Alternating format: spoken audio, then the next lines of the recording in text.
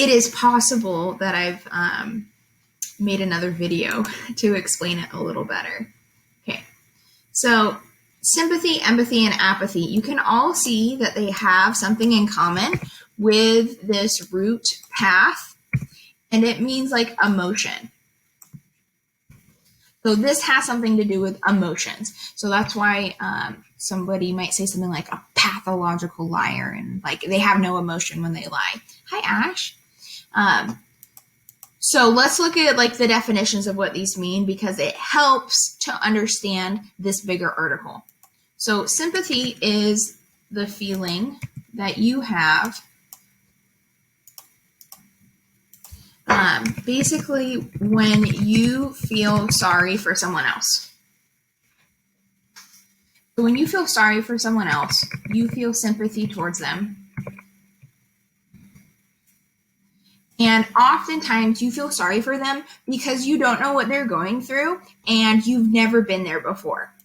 Empathy, that's a little different, and it's when you feel with someone because you know what it's like and you've been there before.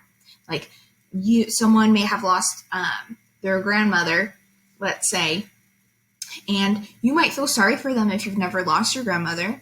But I've lost my grandmother, and she was a huge part of my life, and I lived with her for a couple years. So if somebody says, "Oh, I just lost my grandmother," I'm like, ugh! Like I'm near crying because I'm sad for them, but I'm sad with them also. And then apathy, this means just you feel no emotions, no feeling. You don't care. You're like, oh, your grandmother died? That's great. Can I have my sweater back? Okay, so apathy is this no feeling at all, but they all are around that root word emotion. Okay, so what we want to look at then is in our content, in Why the World Needs an Empathy Revolution, understanding that this is an article by Jill Suttie. I will say her name that way. It could be Suttie. And she wrote a book that really encourages doctors to have more empathy with their patients. And so what we're going to read is she's going to be saying, this book is about doctors and how empathy affects their practice, but it's also like about the world. Okay. So one of the things that you can do as we read is, if you're the type of person who likes to read the questions as we go, I have the form for you. I dropped it in the chat. The form is also going to be added at the bottom of this assignment. And so this is one of the responses, and this is something that we're going to be working on all week. So do not think that it is due today by any means. This is due Friday. Okay.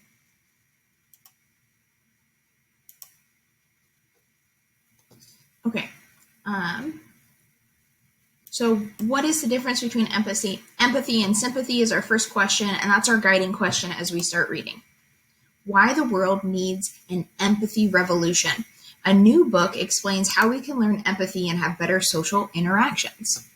And, this was written in 2019, so it wasn't that long ago. It's hard to watch someone who is suffering. We may feel their pain or absorb their sorrow. We may worry that we don't know what to do or say. These uncomfortable moments might make us turn away from their distress to preserve our own well-being or to carry on with our lives. But this is the wrong approach, says psychiatrist and researcher Helen Reese, author of the new book, The Empathy Effect. The ability to connect empathetically with others, to feel with them, to care about their well-being, and to act with compassion is critical to our lives, helping us to get along, work more effectively, and thrive as a society.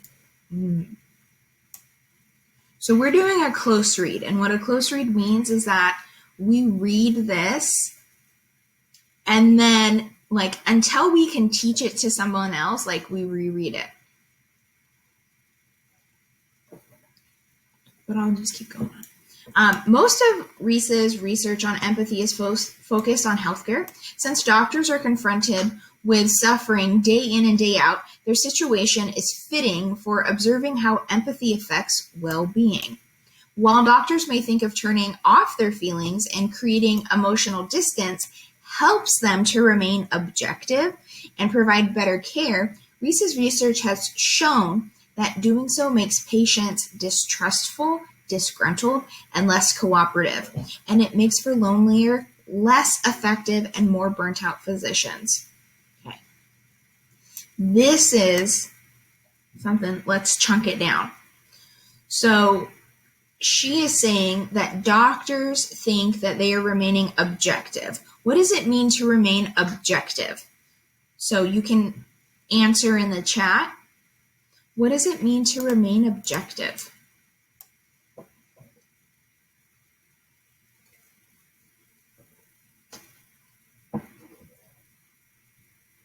This is like trying to not be on one side or the other. So like you might have two friends that are fighting and they come to you and then they each give you your side and you're like, I'm not picking sides, people.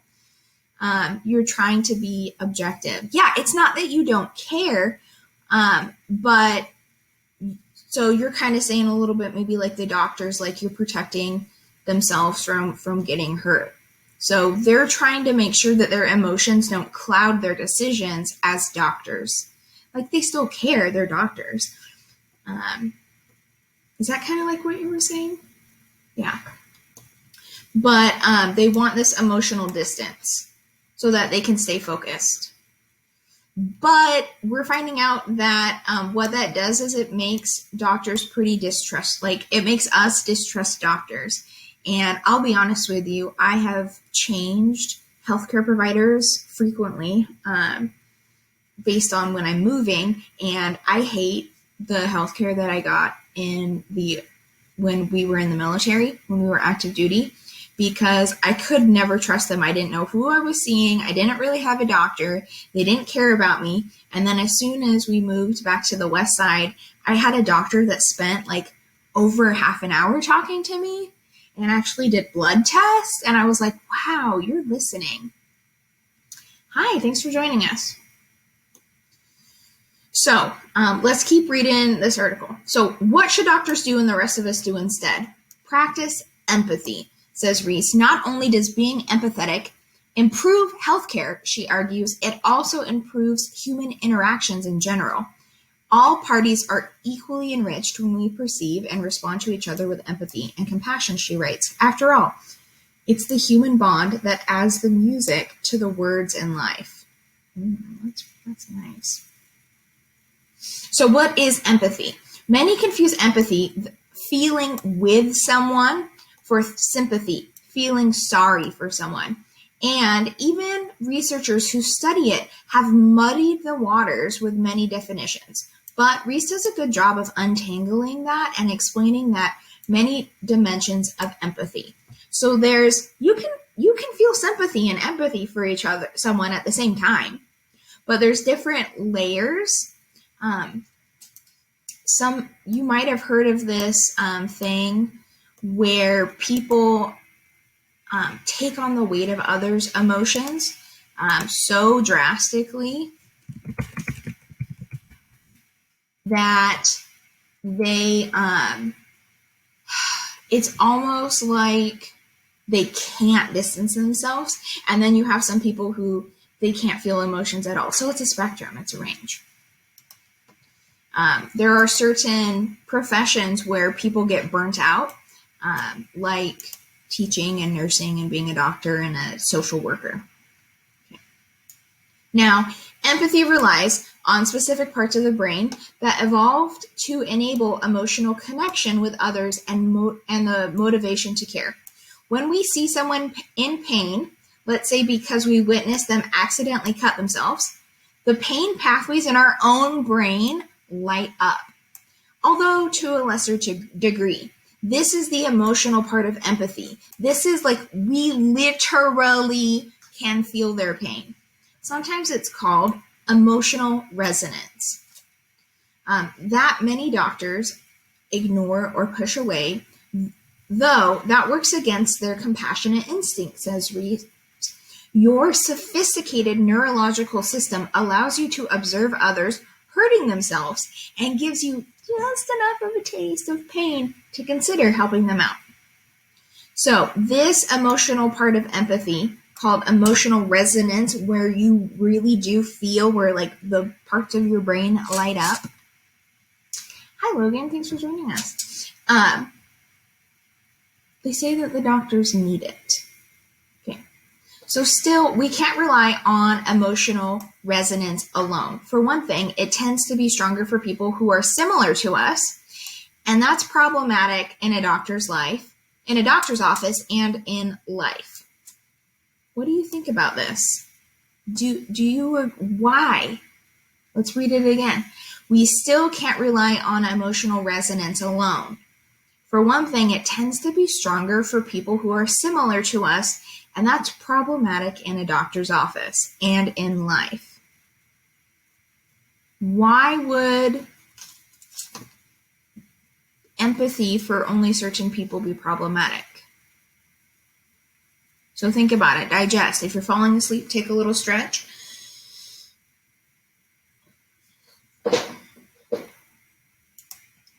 I just want you to chew on that for a second.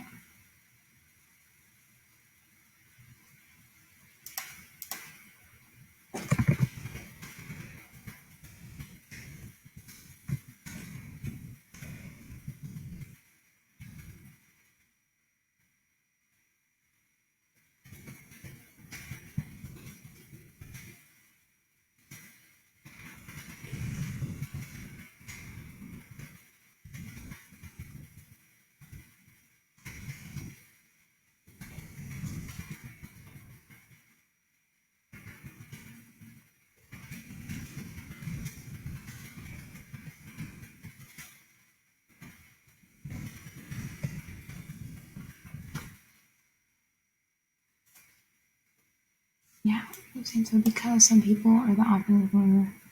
Yeah, so some people who don't look like us, people who don't dress like us, it's harder for us to see ourselves in them. So it's harder for us to feel connected. Yeah. And so if you have a doctor who are primarily male, upper middle class, white, not all, but primarily, then it becomes a problem for them to feel connected to their patients who are not white, upper class males. And that's one of the reasons why I choose to see female doctors. That's personal experience. Let's get back into the text. So luckily, empathy also has a cognitive component, an understanding that our feelings may not be the same as someone else's. Separating our pain from theirs allows us to soothe any discomfort we feel while staying curious about what they are going through. So doctors need to make sure that they are checking their biases, because they still need to give grace and understanding and an ear and listen to individuals. I may come back to this in just a moment. So we must understand that the situation from another person's physical, psychological, social, and spiritual perspectives, she says.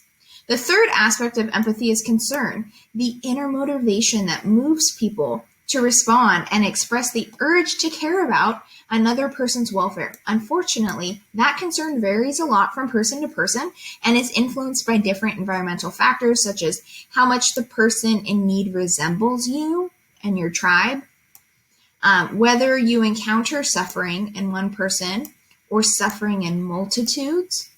So there's a difference, a doctor who is treating a patient one-on-one versus a doctor who's in like a refugee camp or an army camp who has so many people, and that load affects their empathy levels. Or whether or not you think someone deserves to suffer because of their bad behavior. Like, oh, you have lung cancer because you were a smoker? That was a bad decision. But as a doctor, as a professional, as someone who is there to treat people's health, it's hard to fight some of those things. And your social status. The more powerful or rich you are, the less likely you will be able to notice suffering and care to intervene. There's been so much research done on this. Maybe we should talk about that when we come back. Or I'll give you another article about how the more money you have, the less happy you are because the less connected you are to other people. And the more of a jerk you become, the more money you have. Not always, but like once you reach a certain threshold, like there's a trend. Okay, so this suggests that while empathy is a built-in biological response to suffering, we still need to work at it if we want to use it in more trying situations. Okay, I'm going to stop us here for a second. I think now's a good time to take a little water break, to take a breath. I'm looking at the clock. We've read about half the article. This is called a close read. This is a deep dive. And it may be a good idea to get up, to walk around, get a drink of water. I'm going to get a drink of water and refill my coffee. And we'll come back to some of this. Okay. So let's take a little pause and we'll come back to part 2.